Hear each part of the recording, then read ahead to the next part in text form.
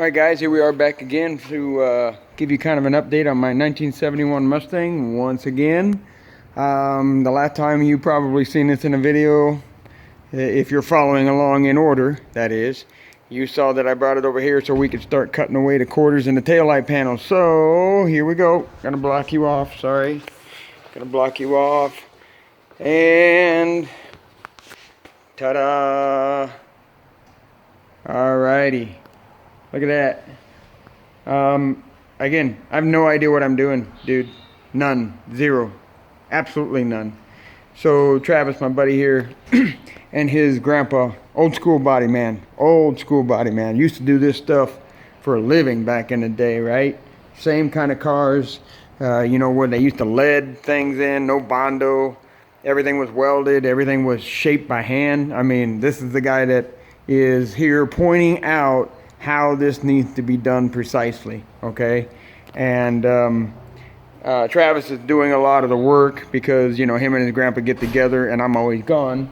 So currently right now, what the situation is that I've been gone all week for the Wyoming State Fair, if you pay attention to my other videos. And when I got back, this is what I found it like. They had basically chopped out the rear taillight panel and installed the new one. As far as like placed it, everything clamped in place right now, and then the wheel well houses are actually now in place, and then we've got those little drop rails there, trunk drop rails. I don't know what they're really called, but nonetheless they go right there and attach right at the trunk floor pan, and then go down to where the quarter panel comes around and connects into it. I know you can buy those pieces somewhere, I don't know, but we had actually some 18, I think it is, gauge metal, and we're just going to make our own. I mean, I don't care the fact that these aren't, you know, stamped and wavies and all that other shit, because I don't care. But I'm also going to actually put my battery box right here. So as of right now, his grandpa says he does not want to have that metal to be too super duty, heavy duty, because I had intentions of actually putting like a 14 gauge, maybe even, probably not a 12 gauge, but at least 14 gauge plate right there, because I wanted to make sure that it was strong enough to hold the weight of the battery. Plus, I'm going to actually put a really good body ground right there. And he said he wanted it to be flexible. So we're going to leave it the lighter weight metal. And then when we're all done and we get it all in there, I'll probably go ahead and just bolt or weld in another piece of plate, kind of double it up or whatever, to give it some good strength. At least that's the plan. So that's what we're doing right now. So at this point, they don't want me to touch anything with the taillight panel as far as welding or tacking anything in right now. But I am go ahead to get this thing all tacked in and get the wheel houses tacked in. So typically what, you know, the factory did is they actually did spot welds everywhere, right? And they did it about every, you know, it just kind of depends. Take a look at this, for example. So here's the tail light panel. Check it out. Okay, here's the right side of it. Look at that. 1, 2, 3 spot welds. Now go over here to the left side. 1, 2, 3, 4, 5, 6, 7 spot welds over here. So I guess it just depends on who was on what side of the car that day or whatever. I don't know, at the factory. Kind of a weird situation, but nonetheless, that's kind of how they did it. They did the spot welding like that. And I'm going to be doing some spot welding there, but I will probably be welding like this little trunk quarter drop, probably doing a solid weld there. Obviously don't, because that used to be the rusty part, and that's where all the dust and dirt used to come in. So I definitely want that sealed, because that's where all the tire, you know, will be spitting all the dirt and dust and everything. But then, you know, the well here, the wheelhouse, probably going to be just tack welding that and using seam sealer for most of all of that stuff, because I, you know, again, just trying to get it done. But check this out. So this is the kind of the support that from the factory. There's one spot weld up here somewhere, at least that's what they say. I haven't got up in there and looked. And this is coming down here to actually tack onto this. Well, you can see that it's actually got a pretty good gap, and that is you know, I think some of, based on what they're telling me, that is based upon the aftermarket of these wheelhouses and how they fit. So for example, another example of how, like, okay, so this has got a gap, we'll check this out over here. So you've got the hole here, but it does not line up with the hole on the trunk, okay? Now you also have to understand too that this car was wrecked in the back before I even owned it. One of the reasons why we're replacing those quarters, because it was all wrinkled, and you know, this side over here especially, you could actually see the tail light panel bent in.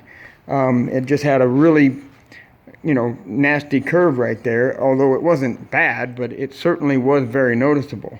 Okay, come over here to this side, and you can see how this one, you know, is much closer to the wheelhouse. Okay, and I remember taking these things out, and I had to, like, you know, drill out all those tack welds, and then I got into here and I had to get up inside here actually to drill out the spot welds and get these things loose. Probably just going to kind of hammer these down a little bit and just put some tacks on it, and that's really all I'm going to do. I mean, that's all I care about and need to do, I guess, just to get it in place. But if you go over here now, see, look at this. Notice how we've got a center punch through here. So this hole actually matches up with this hole. So, but on the other side, you know, you get out there and take a look at it. There's the hole, but you cannot see that it's lined up with the other one. So, you know, these are some of the things you're going to be dealing with. And thank God, honestly, it's not me that's dealing with this, because I would have lined that hole up. I mean, that's how I would have done it. But, you know, Travis and his grandpa, especially his grandpa, knows best about this stuff, and they know what they're doing. And they got everything clamped in and centered exactly where it needs to be.